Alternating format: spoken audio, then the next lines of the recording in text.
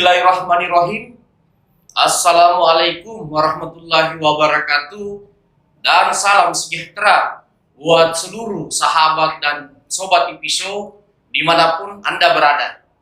Jumpa lagi dengan saya, Suwadi Idris Amir, tentunya di acara kesayangan kita, IP Show. Sahabat dan sobat IP Show, pada kesempatan kali ini saya ingin membedah isu dengan tema menakar pengaruh SBY di pemilu 2024. Untuk membahas tema ini telah hadir di tengah-tengah studio IP Show pengamat politik dari Universitas Hasanuddin. Beliau tidak asing lagi, saya perkenalkan kembali. Beliau adalah Bapak Dr. Andi Lukman Irwan, MSI. Assalamualaikum Pak Dokter, sehat? Waalaikumsalam warahmatullahi wabarakatuh. Alhamdulillah. Alhamdulillah. Baik sahabat dan sobat IP Show, pada kesempatan kali ini kami berdua akan coba membedah menakar pengaruh SBY di pemilu. Kenapa kami ingin mendiskusikan tentang pengaruh Pak SBY?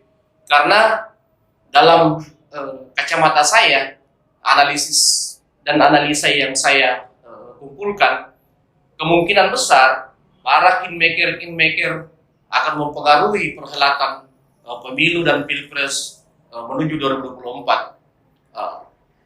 Tokoh-tokoh yang sangat berpengaruh di Indonesia ini masih mempengaruhi berjalannya pemilu dan pilpres menuju 2024. Nah, tentu sosok seorang Pak SBY sebagai mantan Presiden Republik Indonesia 2 periode, beliau tentu bagian dari tokoh-tokoh yang berpengaruh itu, atau yang biasa kita menyebutnya sebagai kingmaker dalam perhelatan politik. Nah, untuk itu bersama Pak Dr. Andi Lukman Irwan, kita akan coba menakar, membedah seperti apa pengaruh Pak SBY untuk bisa menghadapi para tokoh-tokoh yang akan bermain di belakang layar untuk calon-calon presiden. Apakah itu yang mungkin akan berhadapan dengan calon yang diusung oleh Partai Demokrat atau yang didukung oleh Pak SBY. Baik, saya memulai. Pak Dokter, menurut Pak Dokter, sampai hari ini dan tentunya menjelang pemilu, seperti apa Pak Dokter melihat pengaruh Pak SBY? Karena tentu Demokrat sampai hari ini dengan sosok putra SBY, AHY, Agus Harimurti Yudhoyono, itu kelihatannya masih sangat mengandalkan ketokohan dari sosok seorang SBY. Nah, pertanyaannya, jika AHY dengan Demokratnya hanya mengandalkan ketokohan dari orang tuanya, seperti apa kira-kira efek dan pengaruh bagi Partai Demokrat, bagi AHY? Nah, terkhusus untuk SBY sendiri, seperti apa ketokohannya di mata pengamat, di mata pakar? Silakan Pak Dr. Andi Lukman Irwan. Ya, baik. Terima kasih Pak Adir. Assalamualaikum warahmatullahi wabarakatuh. Waalaikumsalam. Para pemirsa IP Show. Jadi berbicara tentang SBY sebagai sebuah figur dan tokoh politik, saya kira ini memang cukup menarik, apalagi dalam konteks bagaimana situasi Partai Demokrat di beberapa waktu belakangan ini. Kita bisa melihat bagaimana kemudian untuk kontestasi pilpres ataupun kemudian pileg di 2024 nantinya ada beberapa variabel untuk melihat bagaimana kemudian ketokohan dari seorang Pak SBY bisa kemudian menjadi titik kunci bagi Partai Demokrat baik di kontestasi pileg dan pilpres. Yang pertama adalah bagaimana posisi elektoral Partai Demokrat di kontestasi pileg nantinya. Nah, saya kira untuk kontestasi pileg ini kemudian menjadi tantangan Partai Demokrat di tengah hiruk-pikuk politik di internal Partai Demokrat.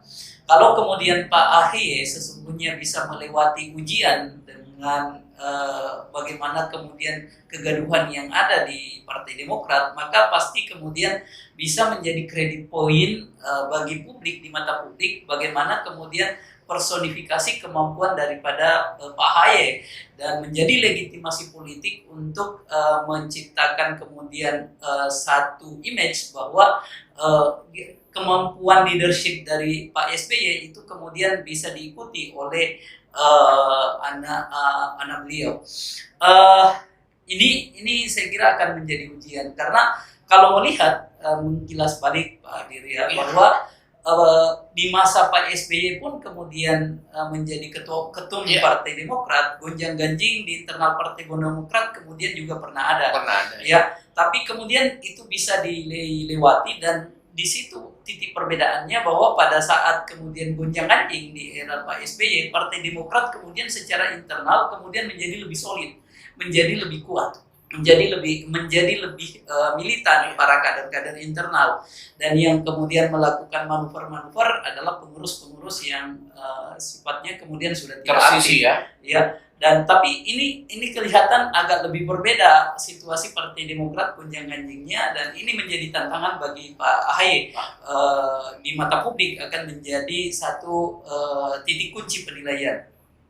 Kemudian yang kedua bagaimana kemudian positioning Partai Demokrat nantinya di tengah dua kutub dalam konteks politik kita.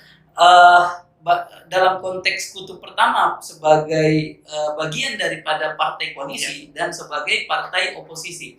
Nah, kelihatannya kemudian Partai Demokrat memainkan politik jalan tengah begitu.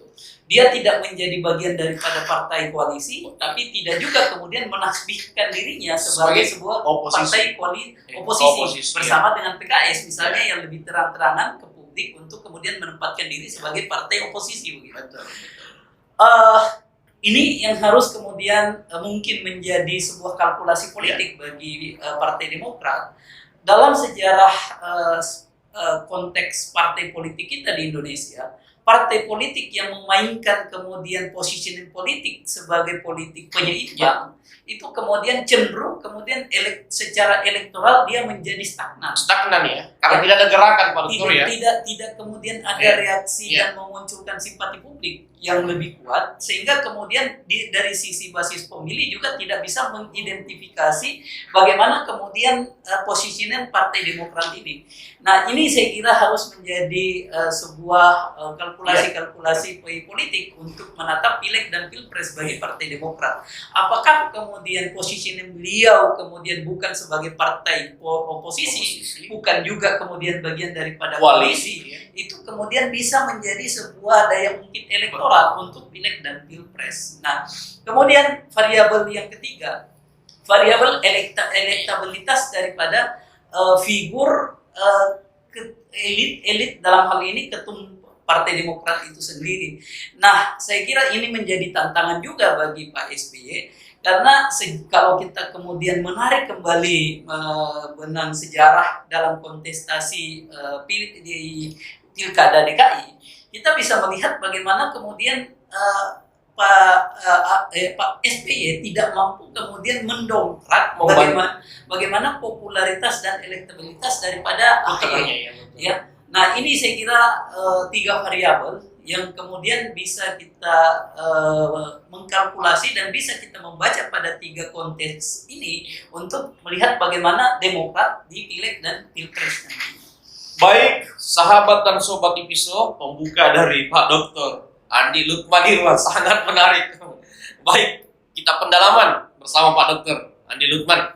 Pak Dr., apakah jika SBY mempertahankan pola gerakan-gerakan politiknya yang diikuti oleh putranya dengan Partai Demokrat, itu bisa membuat Demokrat bersaing di 2024, ataukah kecenderungannya akan sangat sulit bersaing ketika dia mempertahankan pola-pola seperti itu, Pak Dokter? Itu dulu, Pak Dokter. Ya, baik.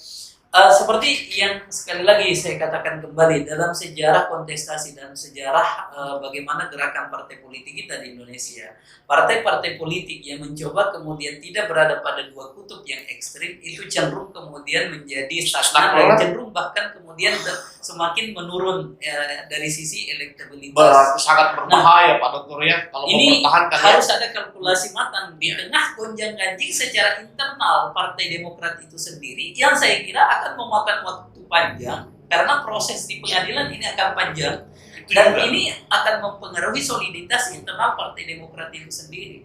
Nah, sehingga saya kira yang harus segera dilakukan oleh Partai Demokrat bagaimana mengkonsolidasi internal mereka, lalu kemudian mendapatkan positioning politik yang pas dan tepat untuk membaca bagaimana kemudian suasana pileg dan pilpres di 2024 nanti, membaca suasana kebatinan pemilih untuk berada pada titik kutub mana.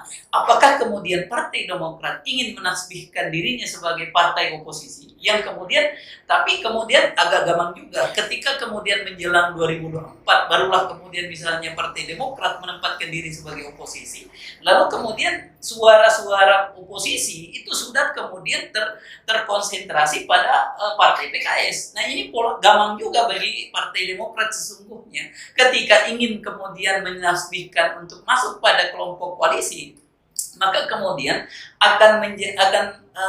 ini sesungguhnya bisa menjadi salah satu alternatif pilihan bagi Partai Demokrat. Karena kalau membaca kembali bagaimana peta pilpres kita di 2024, kalau kemudian kita lihat dari sisi perolehan suara kan baru PDIP yang punya kemudian garansi bisa mengajukan pasangan calon tanpa koalisi dengan partai-partai lainnya. Tapi partai-partai lainnya yang kemudian partai-partai yang berada di posisi-posisi tengah seperti Golkar, kemudian Gerindra, ini juga masih membutuhkan koalisi dari partai-partai lainnya. Lalu kemudian ada Nasdem. Dan kalau kita lihat misalnya kalau antara Pak Jokowi misalnya dengan Ibu Mega tidak berada pada kutub yang sama lagi di pilpres, maka cenderung pilpres akan menjadi tripolar, kan begitu, akan cenderung kemudian melahirkan tiga kutub begitu. Nah, ini akan menjadi sebuah titik kunci bagi Partai Demokrat misalnya ketika misalnya mampu mengambil satu segmen dari tiga kutub itu ya, membangun satu segmen dari tiga kutub itu. Dan saya kira Pak SBY dengan pengalaman politik beliau, dengan pemahaman tentang bagaimana geopolitik Indonesia selama 2 periode beliau memimpin negeri ini, itu bisa kemudian menjadi kingmaker untuk kemudian menentukan positioning politik daripada Partai Demokrat dan AHY sebagai bagian daripada penerus beliau itu akan berada di kutub mana. Iya. Sahabat dan sobat Ipiso, pendalaman dari Pak Dr. Andi Lutmanirwan sangat menarik. Saya sepakat dengan analisis yang disampaikan tadi Pak Dr. Andi Lutmanirwan. Kenapa? Karena memang kalau dilihat dari 2 kali pilpres, SBY ini kan bukan bagian dari koalisi Jokowi. Di periode pertama bahkan publik cenderung menjadikan dia sebagai lawan dari Megawati. Pada saat itu dia diidentikan sebagai tokoh di balik pasangan Prabowo Hatta karena besannya pada saat itu adalah Hatta Rajasa ya Pak Dokter ya.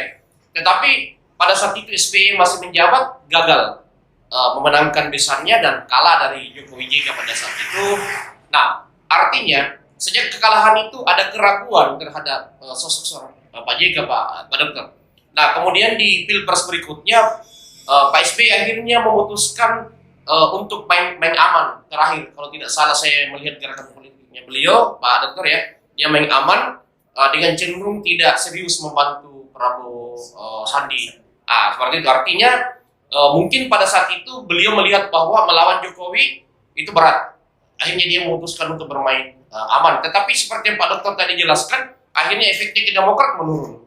Perolehan kursi Demokrat menurun dari 2014 ke 2019. Nah, sekarang pertanyaannya adalah apa yang harus dilakukan AHY dengan kondisi saat menuju 2024 jika misalnya Pak SBY itu tidak mampu membuat terobosan-terobosan baru sebagai kingmaker atau otak dari pemikir gerbong dari Demokrat. Karena kalau kita melihat sampai hari ini gerbong Demokrat, kader-kader Demokrat terutama putra beliau itu masih sangat mengandalkan Pak SBY ya, Pak Dokter. Nah, pertanyaannya, AHY harus kemana 2024 Pak Dokter? Apakah harus dipaksakan dia maju di ranah pertarungan capres atau cawapres, atau sebaiknya dia kembali mengejar target awalnya, yaitu menjadi gubernur DKI? Walaupun target awalnya dia gagal, tetapi kan tentu dia harus belajar dari kegagalan itu dan mengevaluasi. Menurut kacamata Pak Dokter, sebaiknya AHY ini kemana dari 3 pilihan tadi? Silakan Pak Dokter Andi Nurmanirman. Ya, baik. Terima kasih Pak Adiri ya. Ya, memang sekali lagi publik akan membaca sikap pimpin daripada Partai Demokrat ini kemudian sesungguhnya tidak menguntungkan Partai Demokrat secara elektoral. Ya, karena publik cenderung akan lebih banyak simpati pada kelompok, apakah dia kemudian menjadi bagian daripada kekuasaan yang bisa memobilisasi kemudian program-program yang ada di pemerintahan, dan juga kemudian membangun simpati publik pada kelompok pemilih kritis gitu, yang anti pemerintah, yang mengawal pelaksanaan program itu ya, Pak Dokter. Nah, saya kira posisi Partai Demokrat yang kemudian pimplan ini yang harus menjadi bagian daripada koreksi kedepannya bagi perjalanan Partai Demokrat, baik untuk kepentingan pileg dan untuk kepentingan pilpres. Kenapa saya katakan tadi ya bahwa sesungguhnya posisi aman bagi Partai Demokrat ketika mencoba untuk membangun komunikasi politik untuk menempatkan Partai Demokrat ini sebagai bagian daripada partai koalisi. Kenapa? Ada dua kemudian bonus politik yang bisa didapatkan oleh Partai Demokrat.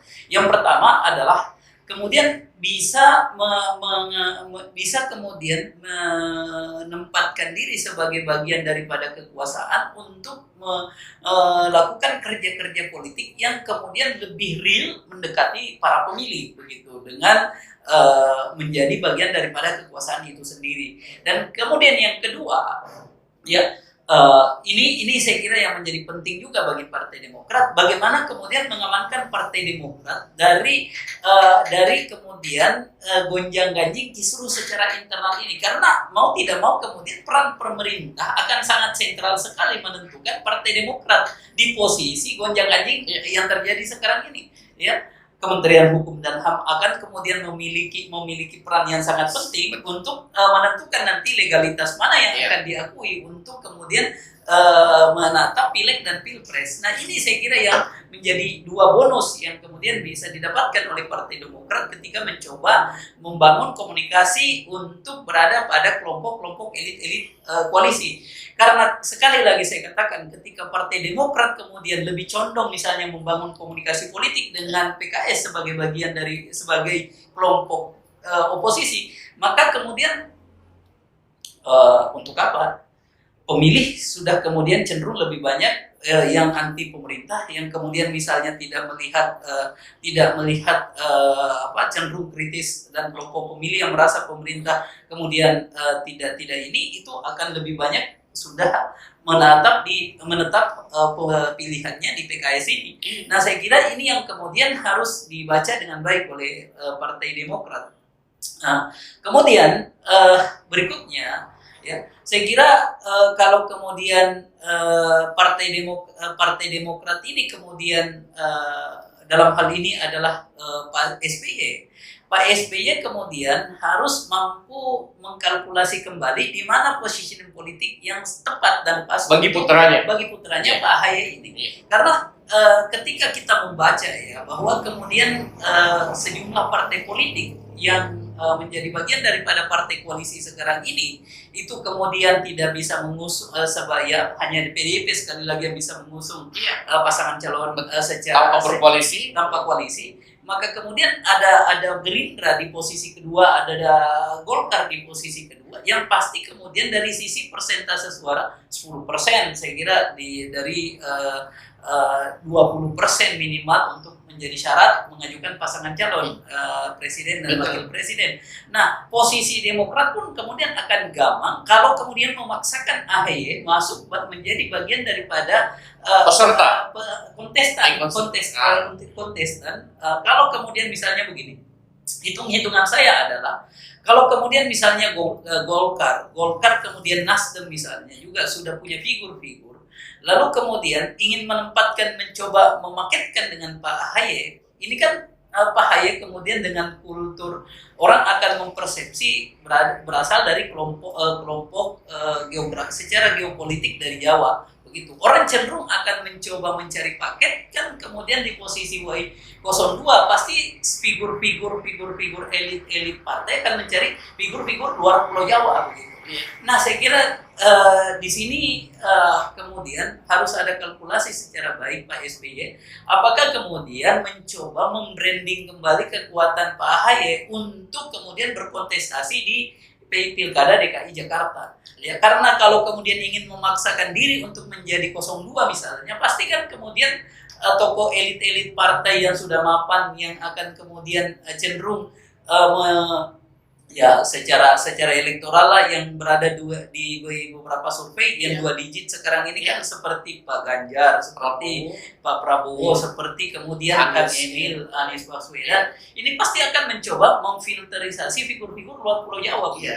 Nah, ini kan akhirnya Pak AHY akan tidak punya tempat di sini, sehingga saya kira akan lebih tepatnya kalau kemudian Pak SBY mencoba kemudian menata ulang kekuatan-kekuatan politik yang dimiliki Partai Demokrat dan jejaring-jejaring untuk kemudian menatap Pilkada DKI. Baik, sahabat dan sobat Ipiso, makin menarik pendalaman dari Pak Dr. Andi Lukmanirwan.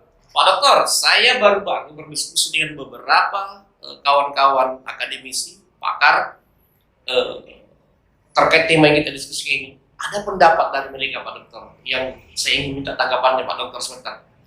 Ada yang mengatakan bahwa Demokrat ketika pun mau masuk ke koalisi pemerintah itu berat karena memang kelihatannya ada aktor-aktor intelektual di lingkaran pemerintah, di lingkaran Jokowi yang tidak menginginkan kehadiran SBY bagian dari koalisi pemerintah karena konon ada informasi yang cukup bisa dipercaya. Awalnya Demokrat mau masuk ke lingkaran pemerintah, tetapi ditutupkan ruang bukan oleh Jokowi, tetapi orang-orang yang punya pengaruh politik di sekeliling Jokowi yang merasa terganggu dengan kehadiran SBY dalam lingkaran itu karena pengaruh mereka bisa semakin berkurang, kan seperti itu Pak Dokter.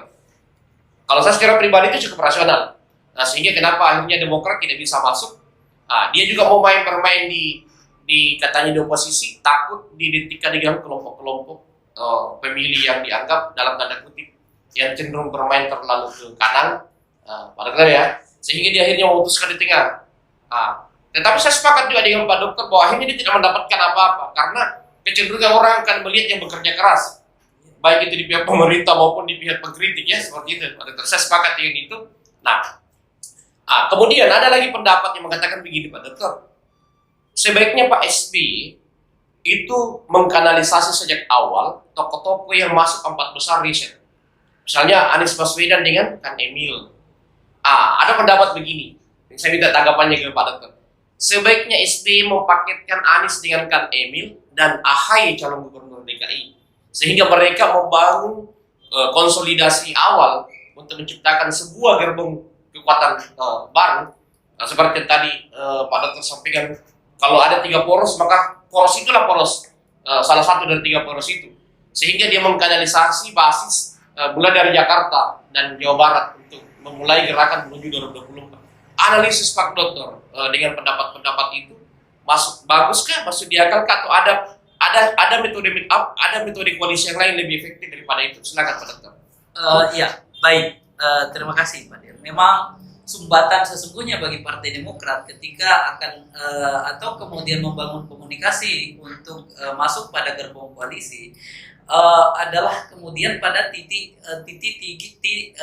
di elit figur ketua umum di antara partai-partai politik ini, karena kalau kemudian membaca bagaimana realitas hubungan antara Ibu Mega dengan Pak SBY kemudian yang belum normal sampai sekarang ini, bukan lagi rahasia ya. Nah, ini sudah menjadi rahasia publik. Saya kira Nah, ini saya kira yang akan menjadi sumbatan terbesar bagi Partai Demokrat. Tapi kemudian Partai Demokrat sesungguhnya bisa memainkan celah-celah ketika kemudian Pak Jokowi kemudian tidak lagi menjadi bagian daripada tidak menjadi bagian daripada gerbong merah lagi begitu. Dalam artian gerbong Ibu Mega lagi begitu. Ya, ketika pecah kongsi antara Pak Jokowi dengan Pak Ibu Mega, lalu kemudian misalnya di poros PDIP boleh jadi kemudian apakah di situ akan bergabung Gerindra dengan Puan Maharani dengan PDIP ya, Prabowo dengan Puan, ya.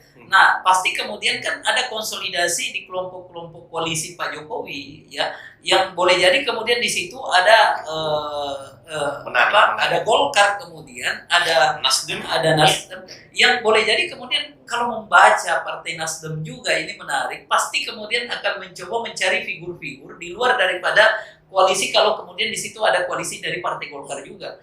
Nah, sehingga positioning politik daripada Pak SBY sesungguhnya akan lebih pas memang seperti yang dikatakan tadi ketika mengidentifikasi figur-figur yang berada di 2 digit dari sisi survei sekarang ini.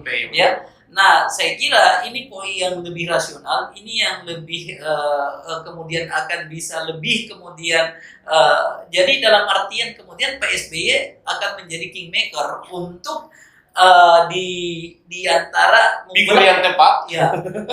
Lalu kemudian mencari tempat yang pas untuk Pak AHY. Apakah kemudian seperti yang dikatakan tadi di Pilkada DKI? Ya. Oke. Baik sahabat dan sobat Ipiso, pendalaman dari Pak Dr. Andi Lukman. Baik. Nah, ini kan tadi sudah digambarkan bahwa SBY ini kelihatannya harus menciptakan sebuah konsolidasi komunikasi politik yang ekstra luar biasa untuk bisa meyakinkan gerbong koalisi pemerintah, Pak Dokter ya. Di sisi lain, di gerbong apalagi oposisi itu sampai hari ini konsolidasi antara Demokrat dan PKS belum terlalu berjalan dengan efektif. Bahkan dari pemberitaan yang muncul di media televisi yang saya pantau, justru malah PKS lebih intens berkomunikasi dengan Gerindra. Baru-baru ini ada bahkan pertemuan antara 2 pimpinan partai ini kan, seperti itu.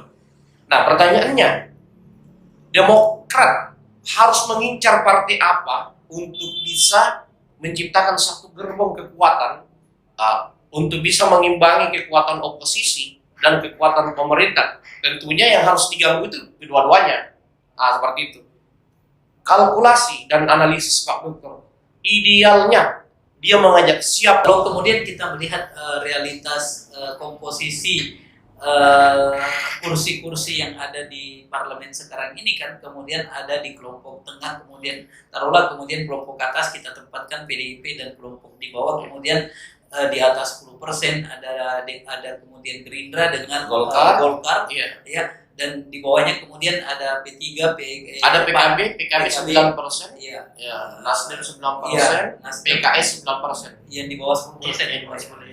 Nah, saya kira akan lebih tepat ketika kemudian poros koalisi yang dibangun oleh Demokrat menyasar kemudian kelompok-kelompok partai yang ada di posisi tengah. Apakah kemudian Golkar? Ya, saya kira ini akan lebih kemudian memungkinkan bagi Partai Demokrat.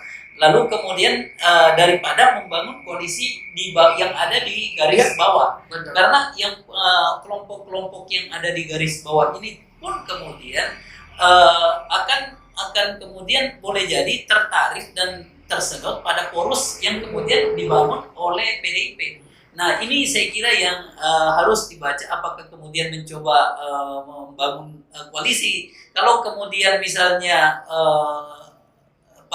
Demokrat mampu membangun koalisi kemudian dengan Nasdem misalnya, kan sisa kemudian kalau bisa menarik PAN bergabung kan sudah bisa sudah memenuhi atau PKS posisi elektoral, atau PKS bisa, atau PKS misalnya. Nah, cuman kemudian kesulitannya bagi PKS sekarang ini adalah bagaimana kemudian politik identitas itu kemudian akan menjadi bagian daripada kalkulasi politik. Apakah kemudian menguntungkan dalam suasana pileg dan pilpres nantinya, karena PKS ini sudah mengidentifikasi diri sebagai bagian daripada kelompok-kelompok pemilih agama yang sangat ekstrim sekali. Iya. Nah, saya kira ini yang akan menjadi kunci untuk Pak SBY dengan Partai Demokrat. Tapi hal yang harus dipertimbangkan sesungguhnya bagi Partai Demokrat adalah dalam konteks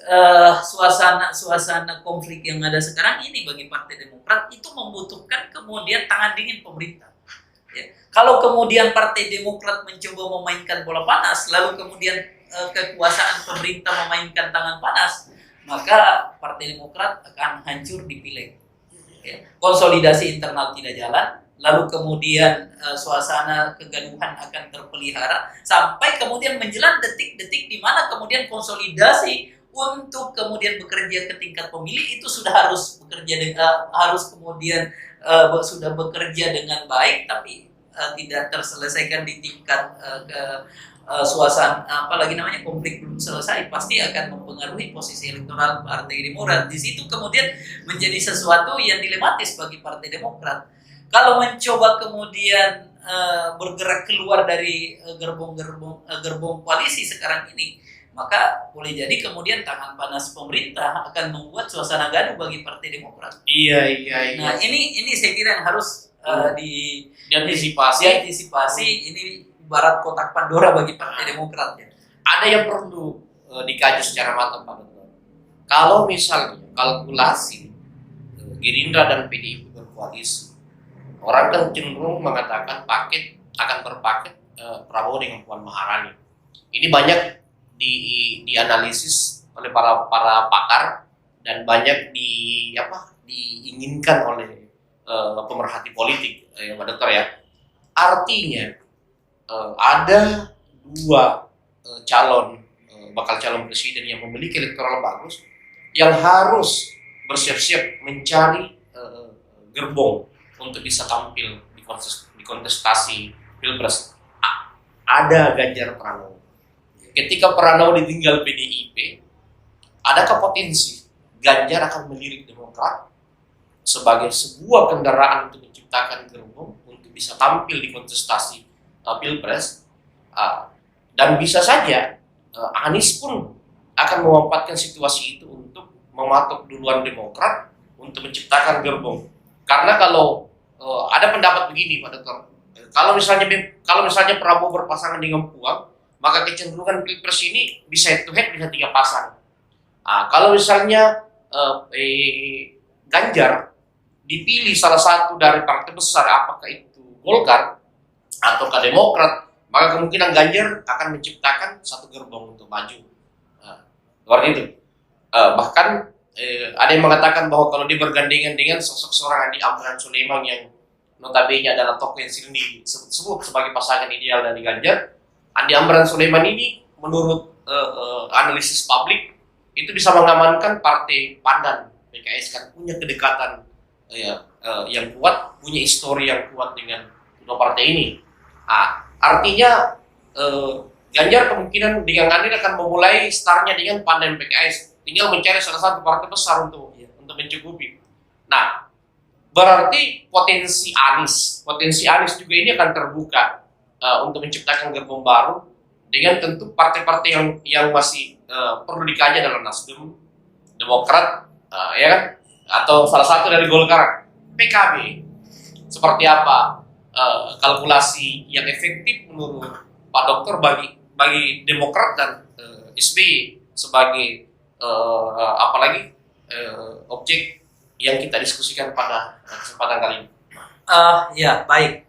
Terima kasih, Pak Dirya. Jadi sekali lagi kalau kemudian kita membaca ya bagaimana realitas koalisi yang akan terbangun nantinya misalnya di kontestasi Pilpres, maka bisa kita lihat di beberapa variabel. Yang pertama, bagaimana kemudian kedekatan antar elit partai, baik kedekatan secara ideologis maupun kemudian kedekatan secara personal antar elit begitu. Seperti kalau kemudian kedekatan ideologis, kita bisa mengatakan misalnya seperti apa yang dikatakan oleh Pak Sekjen PDIP bahwa PDIP tidak mungkin akan pernah berkoalisi dengan PKS. Ini pembelahan ideologi yang sudah sangat kuat sekali, ya. Nah, saya kira untuk konteks kedekatan secara ideologis ini kemudian di situ PKS bisa kemudian pasti terbuka kemungkinan berkoalisi dengan partai-partai seperti PAN pun kemudian dengan PKB dengan P3 begitu ya. Lalu kemudian kalau kedekatan di antara para elit, kalau kedekatan di antara para elit kemudian ini akan menjadi sandungan juga bagi Pak SBY. Tidak mungkin kemudian Demokrat akan berada pada kutub koalisi dengan PDIP gitu ya. Kecenderungannya kemudian akan lebih terbuka kemungkinan ketika Pak SBY mampu membangun komunikasi politik dengan Pak Jokowi, sehingga kemudian ada poros yang bisa dikendalikan oleh Pak SBY dengan Pak Jokowi untuk kemudian melawan poros PDIP. Ketika berkoalisi dengan Gerindra, ketika berkoalisi dengan misalnya PDIP berkoalisi dengan Gerindra begitu ya. Kemudian variabel berikutnya ya. Bagaimana tingkat posisi elektoral masing-masing figur calon presiden bakal calon presiden ini ya, seperti kemudian yang berada di 2 digit yang dikatakan tadi, ada Pak Ganjar, ada Pak Anies Baswedan, ada kemudian Ridwan Kamil ya, dan beberapa figur lainnya, ada Pak Prabowo. Nah, saya kira di antara 4 figur yang posisi 2 digit ini kemudian ya cenderung memang kalau kita lihat polarisasinya akan terbentuk 3 kutub ya, akan terbentuk 3 kutub karena kemudian titik-titik kuncinya Prabowo akan pasti kemudian mencari posisi politik yang lebih tepat dan lebih pas kemudian ya. Kalau kemudian ada koalisi antara Gerindra misalnya dengan PDIP, maka pasti kemudian kutub Anies dengan kutub Ganjar akan mencari kutubnya sendiri dengan koalisi-koalisi yang kemudian bisa diikat oleh kedekatan elit dan kedekatan ideologis tadi. Nah, ini saya kira yang kemudian sehingga banyak kemudian yang menariknya adalah kemudian posisi Pak Jokowi akan memainkan kingmaker seperti apa. Pak Jokowi kemudian akan menjadi sebuah magnet politik ketika kemudian poros PDIP Gerindra itu kemudian terbentuk, maka Jokowi pasti Jokowi kemungkinan akan lebih mencari bagaimana partai-partai seperti mengkonsolidasi Golkar, mengkonsolidasi PAN, sehingga bisa membangun sebuah kutub yang kemudian Jokowi menjadi kingmaker di situ. Nah, di situ Pak SBY sesungguhnya punya peluang, ya, punya peluang untuk kemudian membangun koalisi. Iya, koalisi. Ya. Konsolidasi. Saya kira ini peluang terbuka bagi Demokrat di posisi seperti itu, dan sebenarnya ini menjadi sebuah peluang juga Partai Demokrat untuk melakukan komunikasi politik dengan Pak Jokowi supaya kemudian bisa membackup beliau dan juga bisa memberikan ruang bagi beliau untuk bergabung di walaupun kemudian di 1 tahun 2 tahun sisa masa jabatan yang ada itu saya kira masih menguntungkan bagi Demokrat ketika kemudian memegang pos kementerian tertentu misalnya. Menarik sekali sahabat dan sobat Impiso pendalaman dari Pak Dr. Andi Lukman Irwan.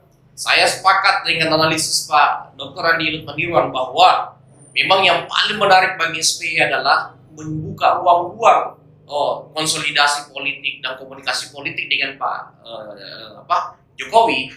Kenapa? Karena memang ada potensi antara Jokowi dengan Bu Mega itu akan berbeda pilihan di Pilpres ketika Bu Mega memutuskan mendorong putrinya Puan Maharani berpasangan dengan Prabowo Subianto. Kenapa? Karena ada banyak analis, pengamat politik dan juga pemerhati politik itu menilai bahwa Jokowi ini kecenderungannya ke Ganjar Pranowo.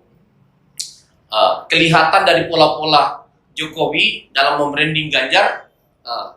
Artinya ketika misalnya PDIP tidak mengusung Ganjar, maka memang pilihan paling tepat bagi Jokowi adalah menjembatani Ganjar Pranowo dengan Partai Demokrat. Artinya analisis dari Pak Dr. Andi Lukman Irwan itu bisa sangat tepat ketika itu terjadi. Artinya paket antara Ganjar Pranowo, apakah itu dengan Andi Amran Sulaiman yang sering disebut-sebut ataukah dengan AHY itu sangat terbuka. Artinya itu juga bisa membuka ruang bagi AHY untuk bisa tampil di kontestasi sebagai 02. Nah, kalaupun misalnya bola jatuh kepada Ganjar dan Andi Amran Sulaiman, maka ruang AHY untuk menjadi gubernur DKI itu sangat terbuka karena ditopang oleh kekuatan dari Jokowi sebagai presiden yang masih berkuasa sampai pelaksanaan Pilgub DKI. Baik, terakhir Pak Dr. Andi Lukman, kira-kira dari internal Demokrat yang Pak Dokter lihat, apa yang perlu mereka benahi dari segi mesin politik dan komunikasi politik? Nah, kita tidak berbicara lagi tentang gerakan, tetapi ini berbicara tentang kesiapan Demokrat sendiri menghadapi pemilu. Apa-apa yang kurang dalam kacamata Pak Dokter di luar komunikasi politik yang sudah tadi kita diskusikan. Kira-kira apa pandangan-pandangan dan masukan-masukan Pak Dokter terhadap Partai Demokrat? Silakan. Iya, saya kira ada beberapa kemudian strategi yang harus dimainkan oleh para kader-kader Partai Demokrat. Yang pertama, bagaimana kemudian menjaga soliditas internal Partai Demokrat sampai di tingkat struktur paling bawah. Ya, bagaimana kemudian di tingkat DPD, DPC sampai di tingkat struktur paling bawah kemudian bisa bersinergi, bisa kemudian satu visi, bisa kemudian memiliki cara pandang dan militansi yang sama. Ini saya kira menjadi tantangan utama bagi Partai Demokrat ya. Karena gempuran-gempuran dari luar pun kemudian pasti sampai proses yang ada di pusat ini kemudian selesai, pasti akan terus kemudian gempuran-gempuran ini, dan gempuran ini bukan gempuran-gempuran yang yang kecil ya, pasti akan melibatkan kekuatan-kekuatan tokoh yang sangat kuat, lalu kemudian melibatkan finansial yang besar. Nah, ini yang harus kemudian dijaga soliditas ini oleh kader-kader Partai Demokrat. Kemudian yang kedua adalah bagaimana kemudian menunjukkan eksistensi Partai Demokrat di tengah suasana pandemi ini. Ini saya kira yang dibutuhkan oleh para masyarakat, yang dibutuhkan oleh pemilih kita, masyarakat kita di tengah suasana pandemi, hantaman ekonomi. Ini Partai Demokrat harus kemudian lebih menunjukkan kerja-kerja nyata, apalagi Partai Demokrat di beberapa wilayah khususnya Sulawesi Selatan ini kemudian ada yang memiliki status sebagai kepala daerah, entah itu sebagai bupati, entah itu kemudian sebagai wakil bupati, wakil bupati. Nah, ini yang harus kemudian lebih kuat lagi ke tingkatan para pemilih supaya kemudian kehadiran Partai Demokrat itu akan lebih terasa oleh masyarakat, oleh para pemilih. Nah, kemudian yang ketiga sesungguhnya adalah bagaimana kemudian proses-proses dinamika suksesi baik di tingkatan DPD, DPC sampai di tingkat bawah ini kemudian tidak membelah Partai Demokrat lagi. Itu perlu dijaga Pak Dokter. Ini yang harus kemudian suksesi ini kemudian harus berjalan lebih soft, harus berjalan kemudian dengan penuh kekeluargaan sehingga kemudian militansi dan kemudian solidaritas para kader di Partai Demokrat terjaga. Nah, ini saya kira yang harus diperhatikan oleh menjadi strategi Partai kader Partai Demokrat untuk menatap di pileg dan pilpres. Baik, sahabat dan sobat Ipiso, Pak Dr. Andi Lukman Irwan telah membedah tema kita dengan sangat luar biasa. Beliau telah banyak memberikan masukan-masukan dan edukasi politik dalam membedah tema kita pada kesempatan kali ini. Baik, sampai di sini diskusi santai kami, sahabat dan sobat Ipiso. Nantikan diskusi-diskusi berikutnya di Ipiso bersama beliau atau bersama pakar yang lain, tentunya dengan tema yang berbeda ataupun tema berkelanjutan. Akhir kata dari saya, Swadidus Amin, mengucapkan banyak terima kasih kepada sahabat dan sobat Ipiso dimanapun Anda berada. Assalamualaikum warahmatullahi wabarakatuh.